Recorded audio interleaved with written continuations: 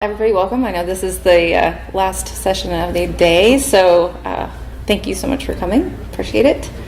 I am Trasi Judd. I'm the Director of Support and Continuous Improvement at 4 Kitchens. And I came to talk to you all today about how to turn the concept of support from a groaner into a key advantage. So who are we? We are known as the Web Chefs. Our mission is to help organizations create, manage, and publish engaging content across a variety of devices and experiences. But for the purposes of this conference, we are a digital agency that designs, builds, and supports Drupal websites, among other things. So that's the context of who we are and the basis of my talk today. I want to know who you guys are. So those of you who are here, who works for an agency? All right. Anybody an internal developer, like internal to a company? Working in peripheral services, hosting, security, something? Nope. Who here are technical folks? Great. Project managers? Leadership team? Anything else? All right, good. So what do you guys think of when you hear the word support? What words come to mind? The ninjas. Ninjas, that's interesting. I think fire. Fire. Firefighter. That's funny. Anyone else? Other thoughts? Sorry? Updates. Updates. That's true. Updates. Other things. What emotional response do you have when you think of the word support? Security. Worry? Fire. Expect fire. There's a lot of fire happening. I just think of the people who have the ability to just switch from one code base to another and have that resilience. I guess I think resilient. Yeah, you guys know too much. That's probably the problem. Well, 4 years ago, at 4 Kitchens, we did not offer support. Clients were asking us for it, and we were like, oh, hell no. That just sounds like a ball of problems. We did not want to do support. We're like, we just build these websites. That's the fun part, and then you're off on your own. Have a good time. Except clients weren't happy with that. So we started out offering support, but we did not have a plan. It was kind of like treated as just buy a tiny bucket of hours, and we'll sort of help you out as we can. And it depends on which developer is available and what they're assigned to, but it was very slapdash and haphazard just to try and meet the client demand. So this is the evolution of our support team. So back in about 2014, we had about 6 clients that said, please, please, please, please, will you offer support? And we're like, all right, fine. We had 1 developer and a sort of part-time PM. It was a half-time developer and someone with some initiative that wanted to kind of take hold of it and do something with it. Also was really interested in biz dev. Well, he decided to leave, so everything was on fire. There was 1 dude trying to figure out a queue of a bunch of support tasks with no insight into prioritization or whether or not something was critical or just a routine ticket. A lot of the time it was just up to him to decide. Development was done very guerrilla. Not exactly on production, but the typical code review process and dev test live was not being followed at all. So then by about 2015, we had 10 clients. We had a developer and a half. There was a part-time PM sort of paying attention a little bit, calling only when somebody had a problem. But we had a 61% revenue growth. We started really small, but when it's small, it's pretty easy to get 61% revenue growth. The star is when I came on board. I'll pat myself on the back. I did not intend to take over support at all. I started out as a project manager, and that was my first task that I was assigned to. Here, can you do something with this? It's been kind of a dumpster fire, and nobody's got the bandwidth to pay any attention to it. So could you just spend like 10 hours a week and just kind of pay attention to it? And I was like, sure. Well, 10 hours a week was not what this job needed. So I ramped up to pretty much handling support full time. And then by 2016, we had 16 clients. We had 3 developers, full-time me, manager of support, and our revenue went up 79%. So that's pretty good. At this point, we're like, there's something here. There might be a business out of this little group. At least having the extra PM focus really made a big difference on client management, requirements documentation, prioritization amongst the team, collaboration amongst the team, that kind of thing. So then my boss, Todd Ross Nienkerk, the CEO of the company, was like, you know what I really want you to do? I want you to put together a business plan. So treat support like its own business, like it's a business unit. If you were going to analyze it, like what would you go do with this and make a business out of it? So I did. I put that together. I really analyzed like the value proposition and why would anybody want it to handle support through us versus many other mechanisms or other companies. Really solidified what that value is to the client and what the projected revenue could look like if we really focused on trying to grow it. So by 2017, we had 16 clients, but we had made a fundamental shift in how we were engaging with them, which resulted in a ton of small project work. So not just maintenance of security updates and bug fixes and so forth, but really augmentation and enhancement of the websites. So same number of clients, but 86% revenue growth.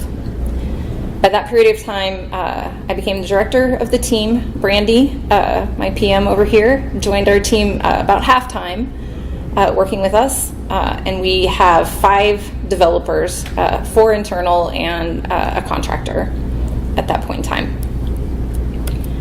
This year, we've got 19 clients so far. We have 6 developers devoted to our team.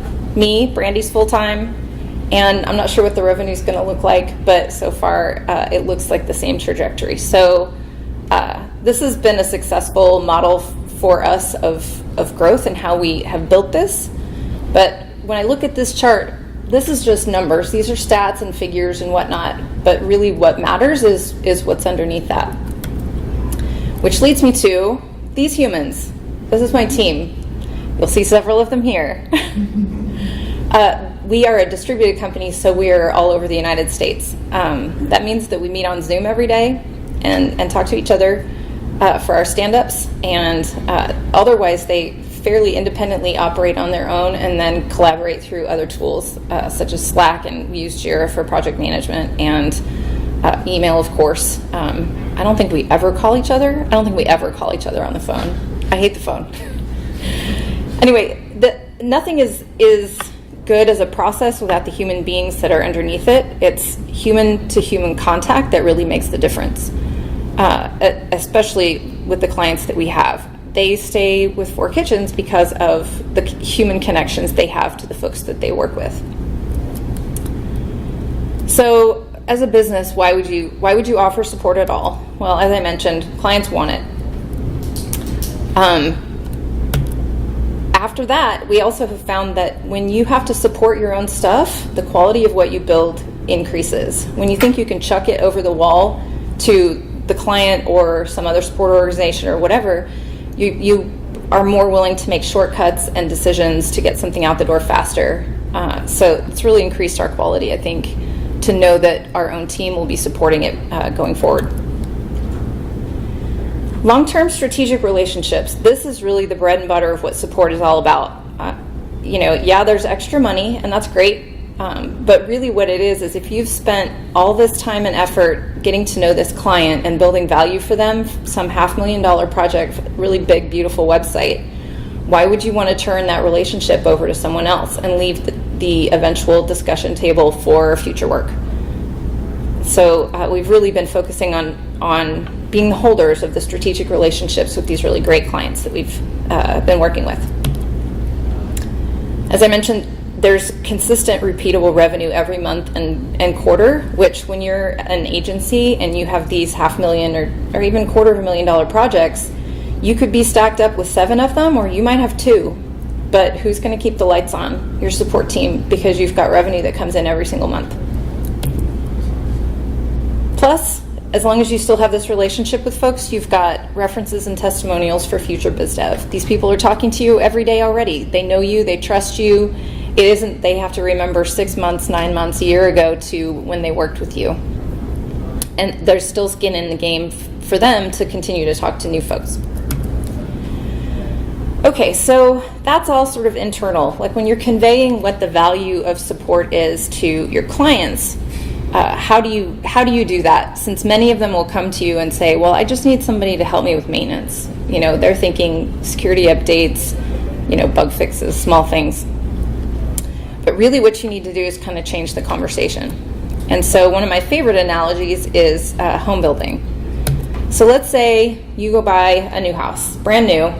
The crew that built the house works on it for a period of time, just like our web development teams. And then they leave and you've got your new house. So are you done forever? No, you're not done forever.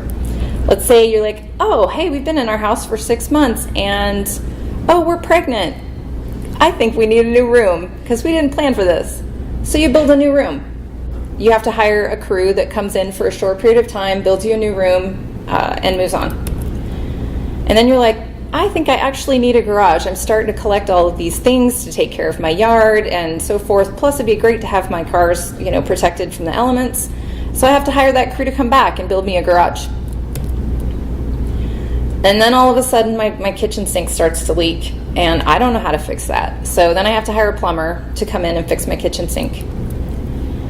And then I'm like, well, I guess while I'm at it, why don't I change out the faucets? I don't like the style of this faucet anymore, and I don't really know why they chose what they chose, so I think I'm going to change the faucet. So I have to hire a handyman to come in and change my faucet.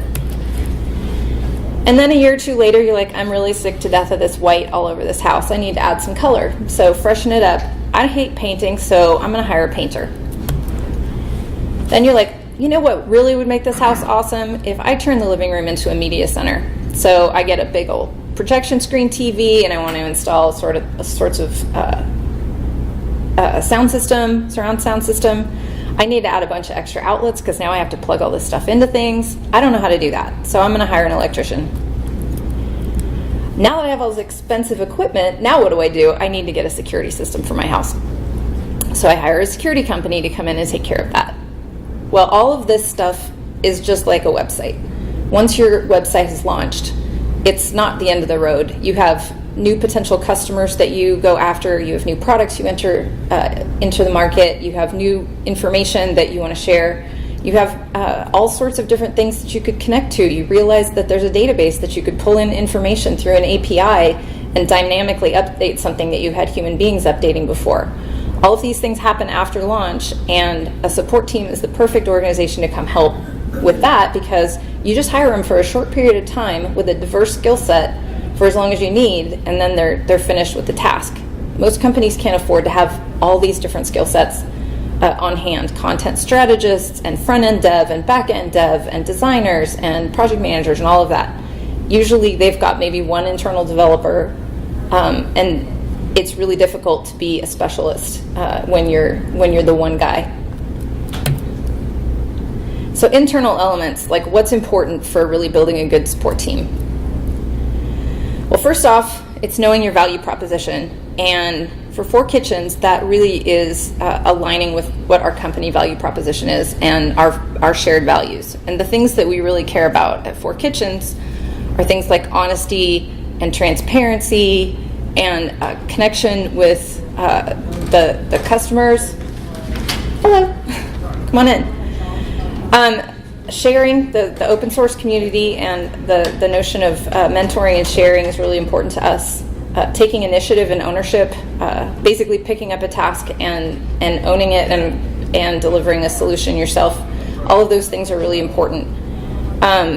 Focusing on the humans. humans don't connect to tools, they connect to each other. So if you want to make that connection, you have to actually talk to your clients. You can't just depend upon Slack or Jira to be your communication mechanism. You have to try and reach out either through Zoom or sometimes through telephone, as much as I hate it, to try and make a connection with them.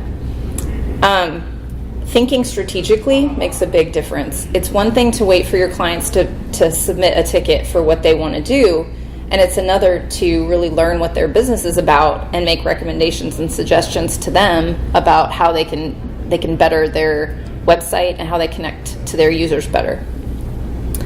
And being responsive, I don't think I could underline this anymore, probably 20 times. I think one of the things that is really a key benefit for working with our team is that our team is super responsive. We're paying attention to all of the channels where our clients want to interact with us, and we're able to get back in touch with them really quickly. Staffing. This is hard.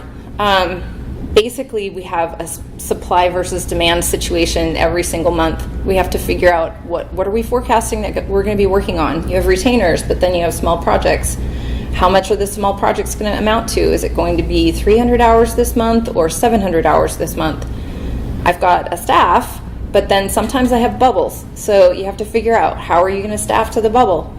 Well, you can either do it with internal resources from the development team who don't happen to be allocated to something right now, but then there's a ramp up time, right? You know, they don't have the environment on their system right now. They're not familiar with the client. They don't know what this website does or what modules are involved or what the value proposition is for them.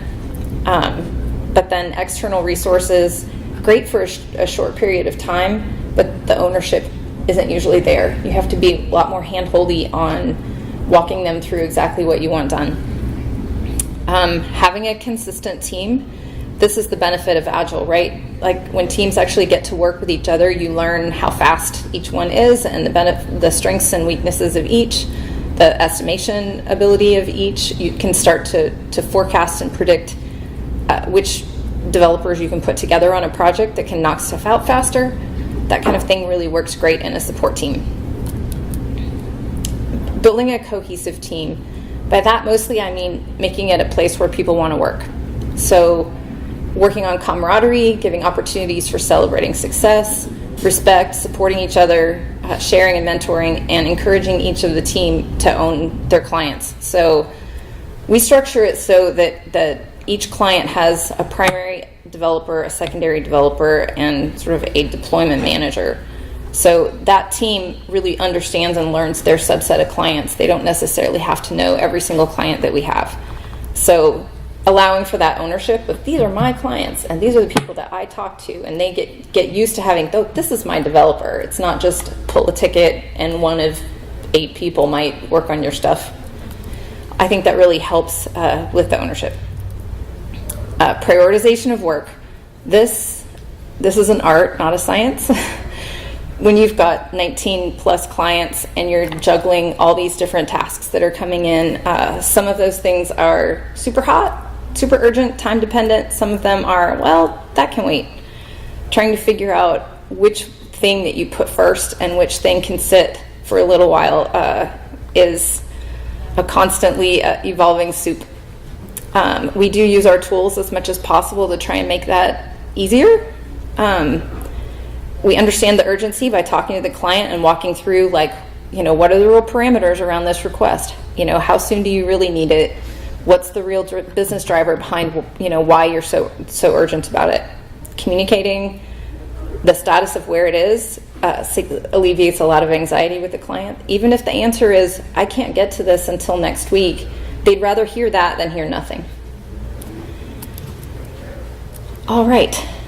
So support at 4 Kitchens today. We went from, I have no interest in doing any of this, to last month, this is a quote that came from Todd, our CEO, to the rest of the team. And he said, support and continuous improvement is the foundation on which our financial stability is built. It's also a key part of our client service strategy and a major differentiator in the market. Support allows our client relationships to flourish, and it attracts new clients regularly. Support is, in many ways, the most important thing that we do.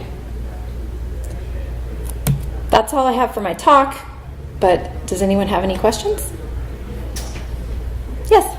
I'm curious to hear what your model is for handing off between your build teams and your support team, and how that. You mean after they finish the Yeah. project to bring it over to us? Yeah, what is that transition? Because now you have a team that has built all these cool things and they know all the ins and outs about how it works, and your support team doesn't know all that stuff. So how is that information? Is that usually a smooth transition, or I mean, do those people continue to stay involved to some degree, or?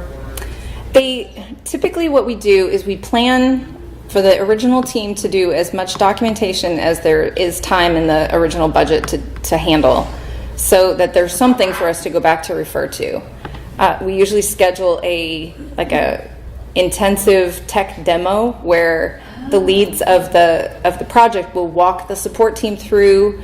Okay, this is how we built this. This is the structure. This is, we used panels, or we used paragraphs or whatever. This is the approach we took, the architecture. Here's some areas that are kind of a little bit skeevy, like we had to cut this corner. Might be something you could look at improving in the future, that kind of thing. That gives the team full opportunity to ask a bunch of questions. But as you all know, the first time you see a thing, you're like, I don't even know what to ask yet. I'm still fire hose to the face about learning about this website. But it at least gives you kind of a place to start. And then because we know who architected and built and worked on each section, as we encounter problems, it's easy for us to reach out to the rest of the team and just say, hey, when you built this thing, I don't understand why you chose this approach. Is there some dependency here that's really driving this, or can I mess with this? I feel like I want to mess with it to solve this other problem, but I'm not sure what apple cart I'm going to turn over if I do that. So it's always ideal if you've got the folks to reach back out to, but we also have clients that we didn't build their website, and then you just do the best you can. It is impossible to go through and read all the code line by line by line to understand all of it, and it's just over time you just start to develop, as you're working with things, you develop an understanding of it. But everyone would be in the same boat, so it's great if we can have the folks, but it isn't always possible. Other questions? Of course. You also talked a little bit about how so there's something about the people angle, and I'm curious how that works in your model, because I know that on our team we've gone around with a couple of different things. For a while we tried to protect the devs from the distraction of the customers, who maybe don't know very much about tech. And I think over time one thing that we've learned is that we have some pretty personable developers, and if we actually kind of take down that barrier and allow a certain level of that communication to happen, that we build stronger bonds. And so I'm curious if you've had any sort of evolution in your 6 years of this whole support journey and how you interact with customers. Absolutely, yeah. We don't really build walls. Brandy and I serve as project managers to interact in areas where the developer would not necessarily be adding any value. So if it's a budget question or a prioritization question or a timing question, or can you go please ask them which color they want, I'm gonna go field all those kind of things. We're well versed in requirements definition and that kind of thing, so it's not we can't speak some level of technical. But what's really helpful is I don't want to stand in the middle between, if a developer needs to ask a question about what he's trying to build, go talk to the person who knows the answer. Because if you tell me what you want to get from the client, that isn't a simple question do they want blue or do they want light blue? It's better to just have a conversation.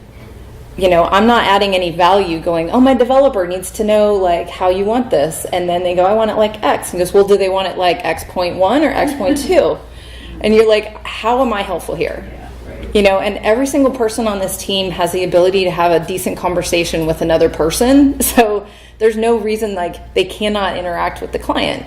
And so I try not to stay in the way, but if client interaction is causing stress, or if they feel like clients are reaching out directly and saying, I need this right now, to the developer, no, I'm going to hop in there in the middle and go, please do not go redirect my team's effort, because I wouldn't let another client redirect my client or my team away from your effort. So please go through me and I'll make sure I understand your urgency and so forth. So I don't know, any of my team, do you guys have any input on this? I was going to add to that, and you nailed the part where, yes, you were talking about protection.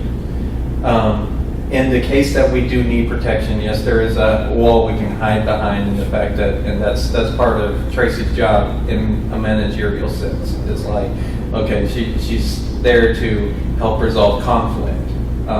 So in the case that we feel like there's something like we're not going to be good at, or that the conversation is going south, we don't necessarily go, hey, it's like, Trasi, help me with this situation.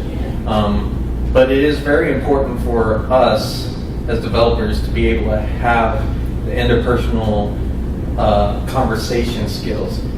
And if we don't have that, we have to know it's part of our responsibility to know when to ask for help. And it's part of her responsibility to be able to identify when we are struggling. So we do have that relationship, and that is part of our dynamic.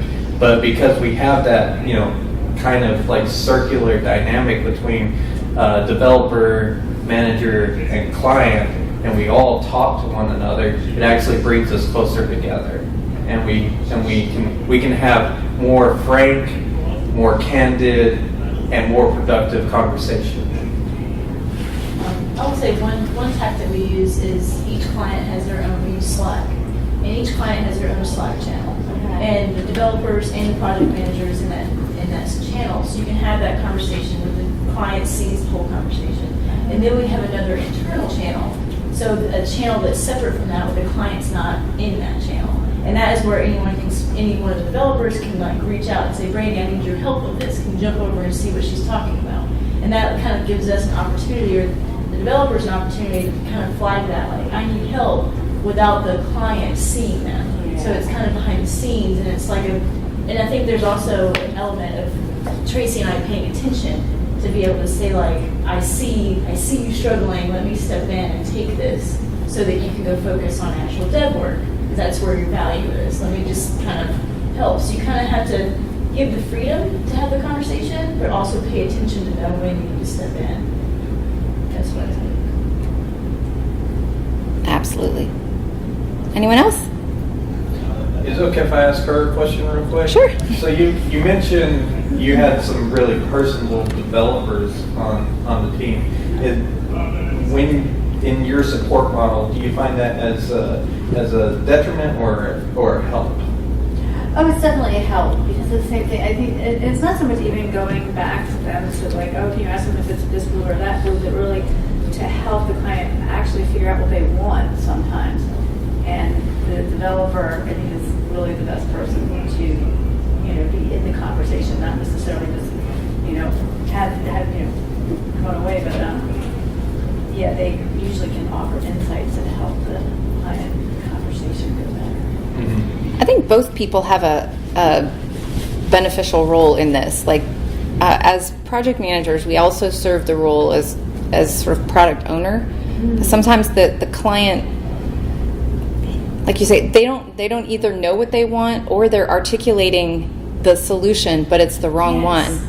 Yeah. That I want you to do X, and it's like, but let's back up to what's your problem. Yeah, exactly. And then we can flesh out, well, there's a bunch of different technical ways to skin this cat, and you could talk to a developer about that, but there also might be like UX approaches that are completely different, or maybe you could structure information in a completely different way and solve your problem, and so sometimes we are acting as like product or project strategists to help them to optimize their solution, because what they're asking for is like, we think this is the right answer to the problem, but let's actually look at the real problem.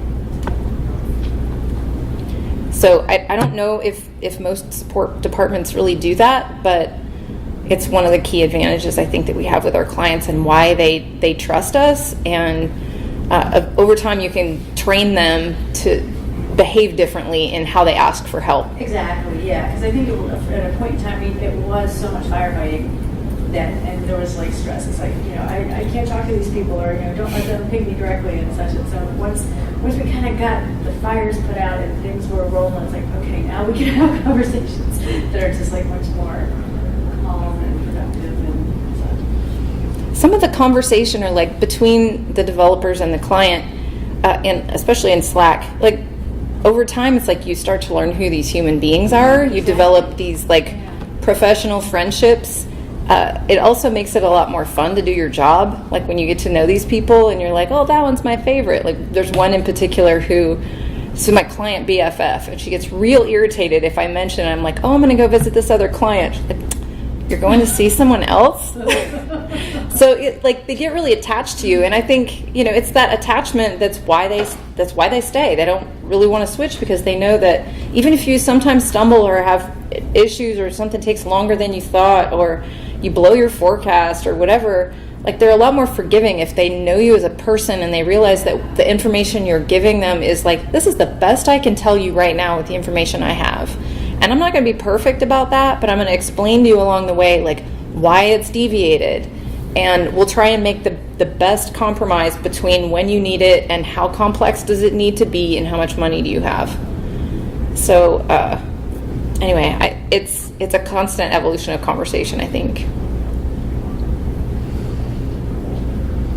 I think one key difference, because I've been in another agency that has a support department, is that the clients are not just submitting a ticket into a black box, and not knowing who's going to work on it or when will it be back. I'm just going to submit this ticket and I'm going to let them know, and they're going to work on it and come back to me. It really is conversation. You have the conversation as a human interaction instead of just submitting a ticket and then waiting for it to be done. It's like you let them know, like there's multiple avenues of communication, but it's not a ticket system. There's a human element. And I think that also helps the developer feel less like a robot. Like you are actually involved in this conversation. You're not just doing the task and that's your thing. Like you're part of like the strategic development of this website. I think that's a big key difference from just my experience. Yeah, I'll caveat that a little bit with the fact that, we have chosen to not have like a help desk kind of interface at all. I don't know at what point what we do might not be scalable as it is. I think kind of going in these like project teams will over time continue to scale, but the tool for sort of tracking work and keeping comments and interaction about a particular piece of work all cohesive together, that is a challenge because we get the thing into Jira so we can manage it through the workflow process, but not always are all the solutions and the discussion about it contained within that thing. It isn't real time like Slack is. If you happen to have a moment after you've had this Slack interaction and you can dump it into the comments, awesome.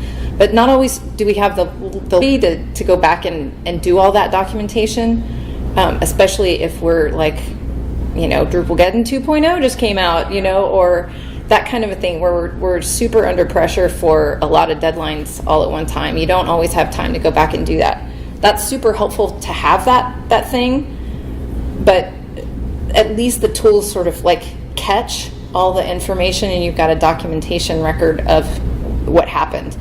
The biggest downside, the plus of like, hey, let's hop on a Zoom and talk about this, is that you see their face and you can, talk and interact with them. But then you're like, I have no record of what we just said, and you have to like either take really good notes or sometimes things are open for misinterpretation of what they said. And then there's no way to go back, but you said this, and they're like, why did you think that was what I want? Well, we talked about it, but, so when all things being equal, if you've got the time, following up with this is what I heard us discuss, this is the direction I'm going next, is great, and a good practice to keep in mind on what you do. We also do not offer an SLA or 24/7 support. Our team was never built for 24/7 on-call kind of work, and none of my team has signed up for that. But I know there's a lot of support departments that do deal with that and do deal with the SLA, that they have to get back to their client within a certain period of time with some sort of a resolution. You know, I think SLAs in some way are a little bit bogus because you can satisfy the checkbox with an automated, like, I have received your request. We will get back in touch with you within 24 hours. But that's not the same as resolving their issue, right? You know, your issue could take me, I'll have it done in a week, or what you just asked me for is a 56-hour project and it's going to take a couple of weeks to get this done. So, you know, promising a resolution in a period of time is kind of hooey. You could ask for, I need an entire new section of this website. So we haven't offered that, and I don't know how people really deal with those types of problems, but we've chosen, you know, a different subset of services that we offer. Thoughts? Any other questions? All right, well, thank you guys so much for being here. Appreciate it.